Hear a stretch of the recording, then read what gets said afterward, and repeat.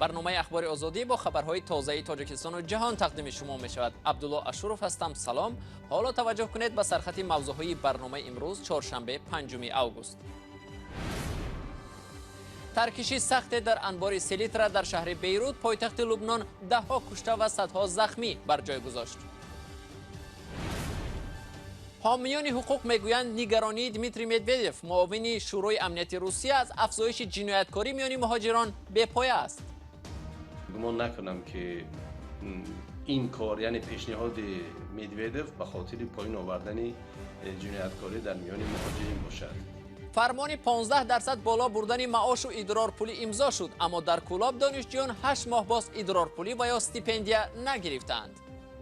جای 6-7 ماه ماندگی از کالج آموزگاری مبلغ شدگی.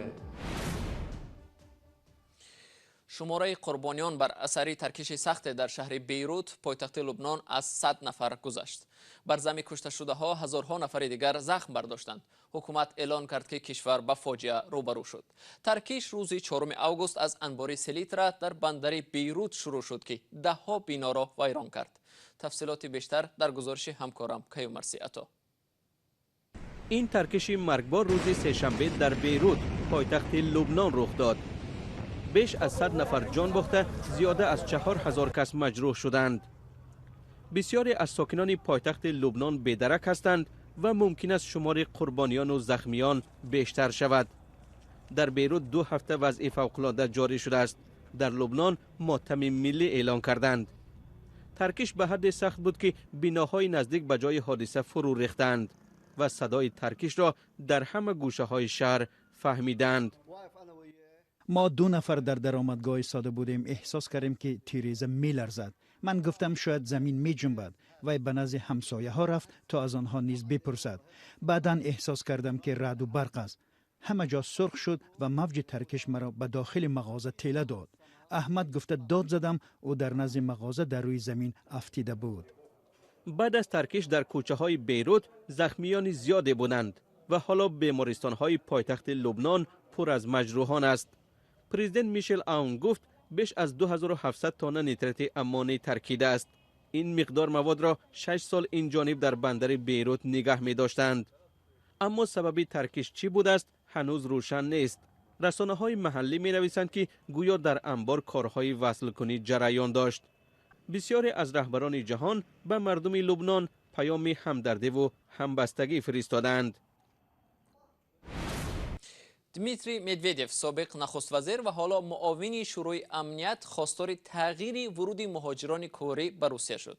او پیشنهاد دارد که تنها آن مهاجران به روسیه راه داده شوند که قبل از ورود به این کشور با کاردهنده شرطنامه کاری بستند.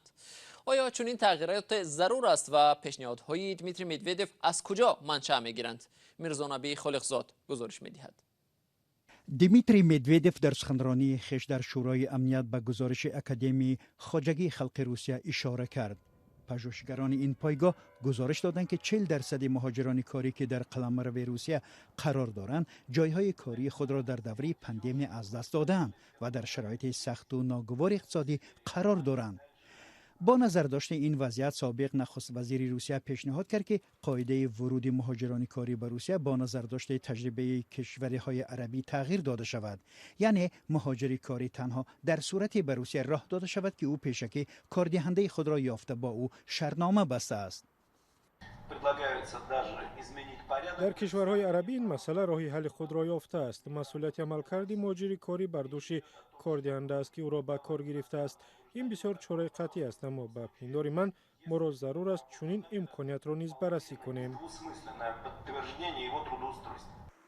کارشناسان میگویند برنامه‌ای که مدودیف از آن میگوید بار در روسیه راه اندازی شد اما موفق نبود. سال 2017 برای مثال میان روسیه و ازبکستان شرطنامه جلب متشکلانه مهاجران کاری به روسیه بسته شده بود.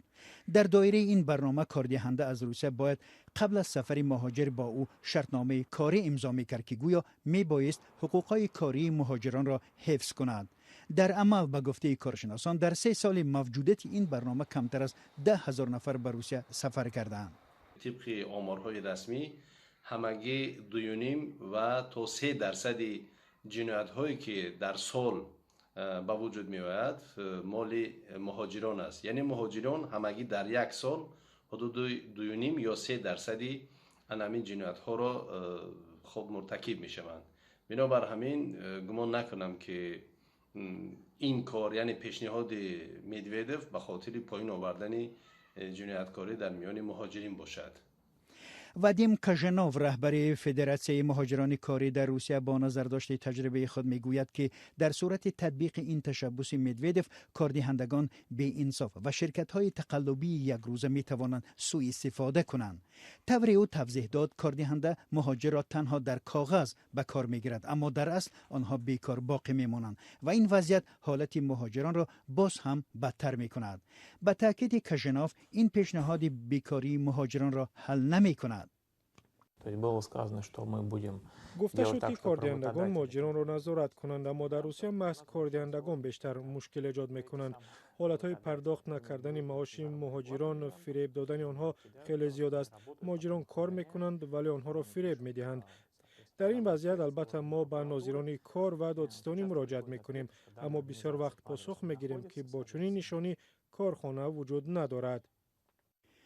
کارشناسان مستقل میگویند اگر فشار و تعقیب مقامات انتظامی روسیه به مهاجران کاری شدت بگیرد و آنها به تاجیکستان برگردند، به وضع اجتماعی و اقتصادی کشور در آستانه انتخابات پرزیدنتی تأثیری بد میگذارد. حامیان حقوق میگویند که نگرانی ها از افزایش جنایتکاری در میان مهاجران در عهد پاندمی و بیکاری طور واقعیت نشان میدهد بی‌پایه هستند. در همان گزارش اکادمی خواجگی خلق روسیه که مدویدف روی آن اشاره کرده گفته می شود که برعکس انتظاری ها مهاجران زود به هم آمدند و به همدیاران خود و حتی ساکنان بومی روسیه که محتاج بودند در دوره کرانتین کمک رسانیدند.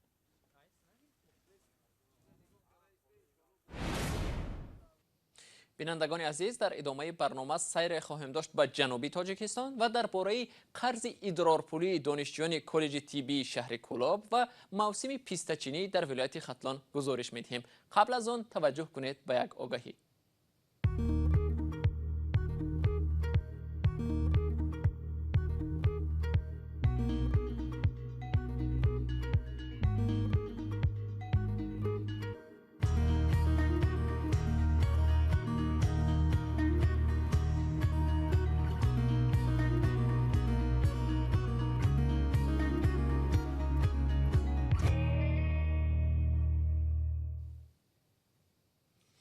آموزگاران و دانشجویان کالج طبی شهر کولاب در جنوب تاجیکستان از آن شکایت دارند که نیم سال باز معاش، ادرارپولی و یا استیپندیا نگرفتند.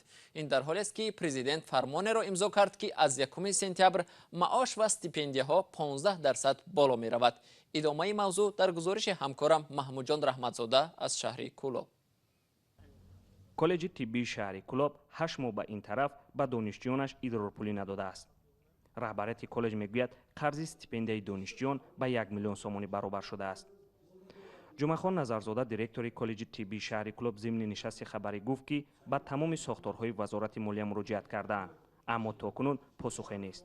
ما قریب کالج طبی از حساب بودجه دولت دومن 1 میلیون سوم را ادرارپولی ایموی یانور گرفتگی نیست.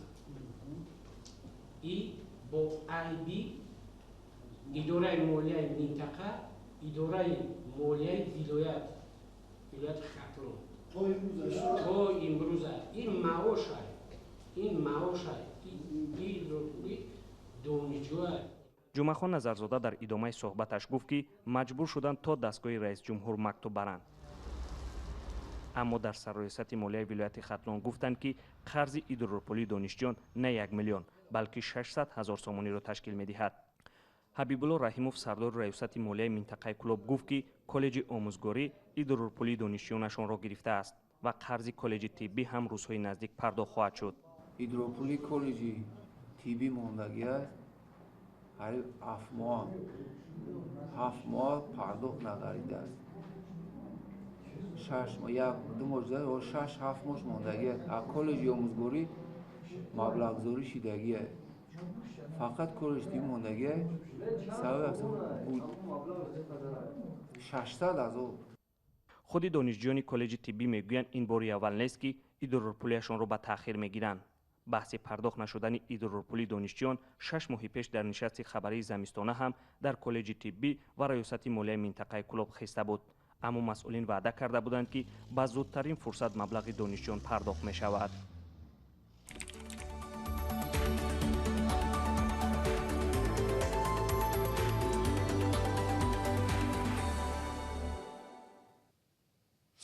افزایش بیکاری در پی تاثیر پاندمی کرونا ویروس در ولایت ختلان کار جنگلبانها را دشوار کرده است. حالا حاصل پیسته پخته رسید و بسیاری ها بنابر بیکاری و جمع آوری غیر قانونی پیسته را آوردند. پیسته از خشک میوه های گران ارزش در تاجیکستان است و ساکنان بیکار موسم را غنیمت شده با هر راه میخواهند آن را بچینند. در ولایت ختلان 58,000 پیسته‌زار موجود است. ادامه موضوع در گزارش همکارم طاهر سفر.